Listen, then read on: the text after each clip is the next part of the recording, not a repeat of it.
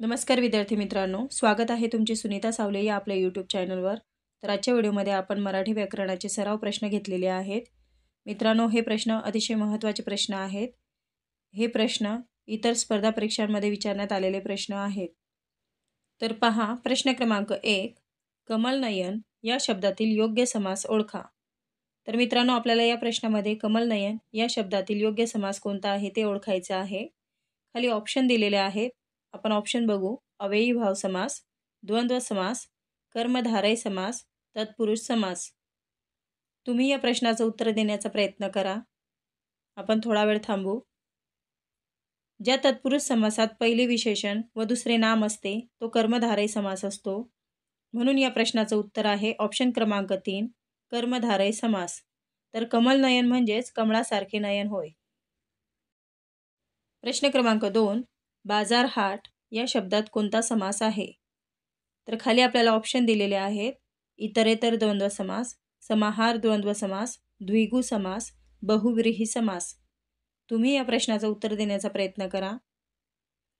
तर बाजार हाट या शब्दात कोणता समास आहे हे आपल्याला सांगायचं आहे. या प्रश्नाचं योग्य उत्तर आहे ऑप्शन क्रमांक 2, समाहार द्वंद्व समास. बाजार हाट म्हणजेच बाजार हाट व त्यासारख्या इतर वस्तू. प्रश्न क्रमांक 3, यमक हा शब्द कशाशी संबंधित आहे? तर मित्रांनो, या प्रश्नामध्ये आपल्याला यमक हा शब्द कशाशी संबंधित आहे हे विचारण्यात आलेले आहे. खाली ऑप्शन दिलेले आहेत. आपण ऑप्शन बघू. दिशा, शब्दालंकार, गायन, प्रदेश. तुम्ही या प्रश्नाचं उत्तर देण्याचा प्रयत्न करा. या प्रश्नाचं योग्य उत्तर आहे ऑप्शन क्रमांक 2, शब्द अलंकार. यमक हा शब्द अलंकार आहे. प्रश्न क्रमांक 4, मुख कमळासारखे सुंदर आहे या वाक्यातील उपमान कोणते ते ओळखा. मित्रांनो, आपल्याला या प्रश्नामध्ये मुख कमळासारखे सुंदर आहे या वाक्यातील आपल्याला उपमान कोणते आहे ते ओळखायचं आहे. खाली ऑप्शन दिलेले आहेत. आपण ऑप्शन बघू. मुख, कमळ, सुंदर यापैकी नाही. तुम्ही या प्रश्नाचं उत्तर देण्याचा प्रयत्न करा. आपण थोडा वेळ थांबू. या प्रश्नाचं योग्य उत्तर आहे ऑप्शन क्रमांक 2, कमळ. तर उपमान म्हणजेच गुणाधिक्य असणारा घटक. यामध्ये कमळ हे उपमान तर मुख हे उपमेय आहे. प्रश्न क्रमांक 5, खालीलपैकी तत्सम शब्द ओळखा. तर खाली आपल्याला ऑप्शन दिलेले आहेत. आपण ऑप्शन बघू. घास, भूगोल, चिमणी, आजन्म. तर यामध्ये आपल्याला तत्सम शब्द कोणता आहे ते ओळखायचं आहे. तुम्ही या प्रश्नाचं उत्तर देण्याचा प्रयत्न करा. या प्रश्नाचं योग्य उत्तर आहे ऑप्शन क्रमांक 2, भूगोल. संस्कृतमधून जसेच्या तसे मराठीत आलेल्या शब्दाला तत्सम शब्द असे म्हणतात. भूगोल हा तत्सम शब्द आहे. यामध्ये घास म्हणजेच ग्रास हा तद्भव शब्द आहे. चिमणी हा देशी शब्द आहे. तर आजन्म हा समास आहे. प्रश्न क्रमांक 6, खालीलपैकी कोणता शब्द परभाषेतून मराठीत आला नाही? खाली आपल्याला ऑप्शन दिलेले आहेत. आपण ऑप्शन बघू. चिंच, बटाटा, आंबा, फणस. तुम्ही या प्रश्नाचं उत्तर देण्याचा प्रयत्न करा.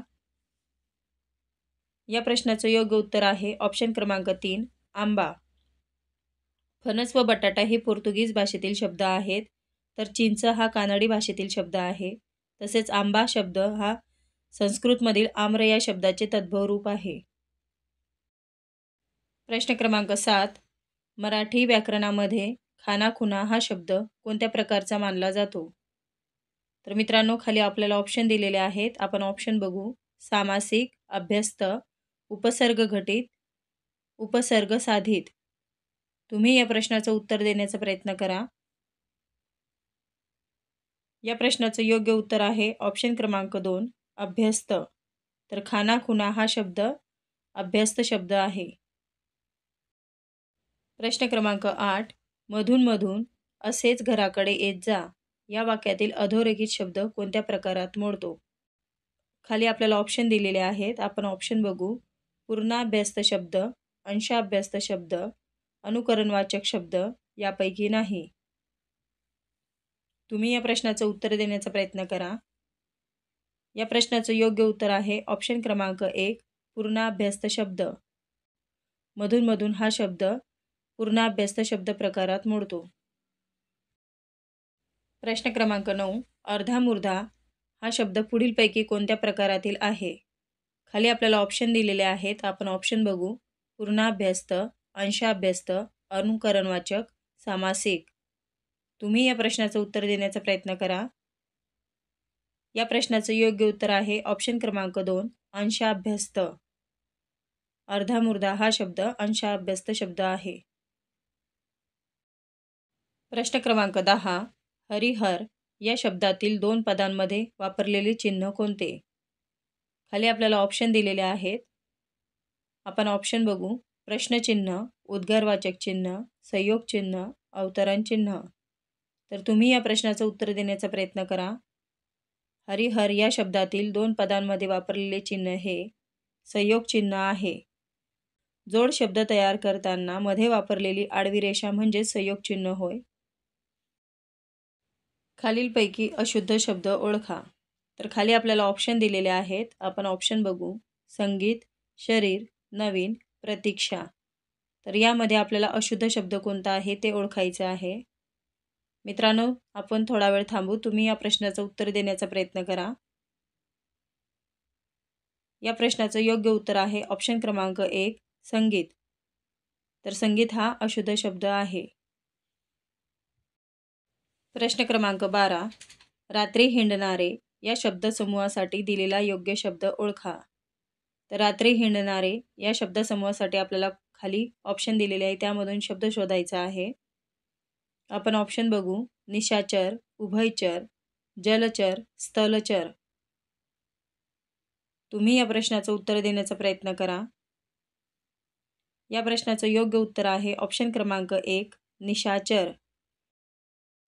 प्रश्न क्रमांक 13. मितव्ययी म्हणजे काय? तर मित्रांनो, खाली आपल्याला ऑप्शन दिलेले आहेत, आपण ऑप्शन बघू. कमी बोलणारा, कमी खाणारा, न रागवणारा, काटकसरीने राहणारा. तर मितव्ययी म्हणजे काय हे आपल्याला सांगायचं आहे.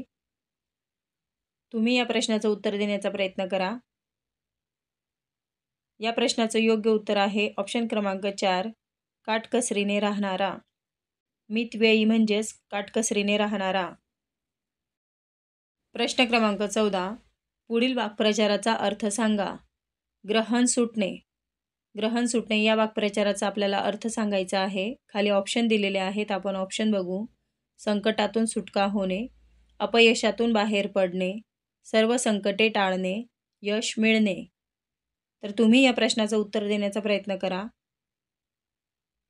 या प्रश्नाचं योग्य उत्तर आहे ऑप्शन क्रमांक 1, संकटातून सुटका होणे. ग्रहण सुटणे म्हणजेच संकटातून सुटका होणे. प्रश्न क्रमांक 15. वाचाळ या शब्दाचा विरुद्धार्थी शब्द ओळखा.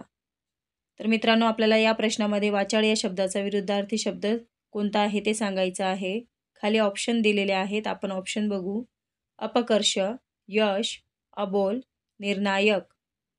तर तुम्ही या प्रश्नाचं उत्तर देण्याचा प्रयत्न करा.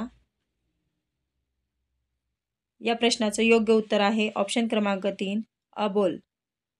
वाचाळ म्हणजेच खूप बोलणारा आणि अबोल म्हणजेच कमी बोलणारा, म्हणून वाचाळ या शब्दाच्या विरुद्धार्थी शब्द आहे अबोल.